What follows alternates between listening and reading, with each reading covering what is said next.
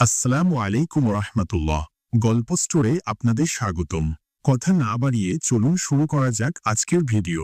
বিসমিল্লাহির রহমানির রহিম। অবশ্যই এখানে হযরত সালমান কর্তৃক বর্ণিত একটি হাদিস উল্লেখ করা হলো। হযরত সালমান রাদিয়াল্লাহু আনহু বলেন, নবী করিম সাল্লাল্লাহু আলাইহি ওয়াসাল্লাম শাবান মাসের শেষ তারিখে আমাদেরকে নসিহত করিয়াছেন যে, তোমাদের উপর এমন একটি মাস আসিতেছে যাহা অত্যন্ত মর্যাদাশীল ও বরকতময়। এই মাসে এমন একটি রাত্র শবে কদর রহিয়াছে যাহা হাজারো মাস হইতে উত্তম। আল্লাহ তাআলা এই মাসে রোজা রাখাকে ফরজ করিয়াছেন এবং এই মাসের রাত্রগুলিতে নামাজ অর্থাৎ তারাবিহ পড়াকে সওয়াবের কাজ বানাইয়াছেন।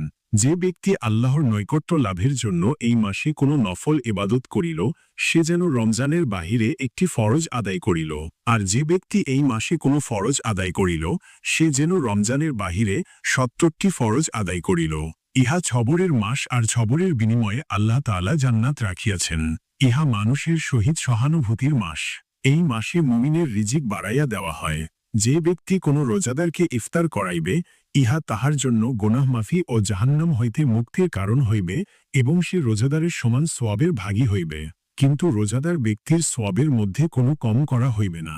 সাহাবায়ে কেরাম আরজ করিলেন, ইহা রাসূলুল্লাহ, আমাদের মধ্যে প্রত্যেকেই তো এমন সামর্থ্য রাখে না যে রোজাদারকে ইফতার করাইতে পারে। হুজুর সাল্লাল্লাহু আলাইহি ওয়াসাল্লাম ফরমাইলেন, পেট ভর্তি করিয়া খাওয়াইতে হইবে না।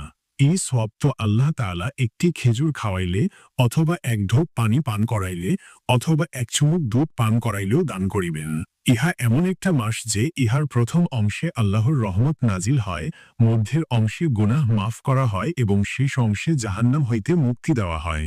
যে ব্যক্তি এই মাসে আপন গোলাম ও কর্মচারী বা খাদেম এর কাজের বোঝা হালকা করিয়া দেয়, আল্লাহ তাআলা তাহাকে মাফ করিয়া দেন এবং জাহান্নামের আগুন হইতে মুক্তি দান করেন।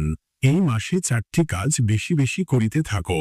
তার মধ্যে ২টি কাজ আল্লাহ তাআলার সন্তুষ্টি হাসিলের জন্য, আর ২টি কাজ এইরূপ যাহা না করিয়া তোমাদের উপায় নাই।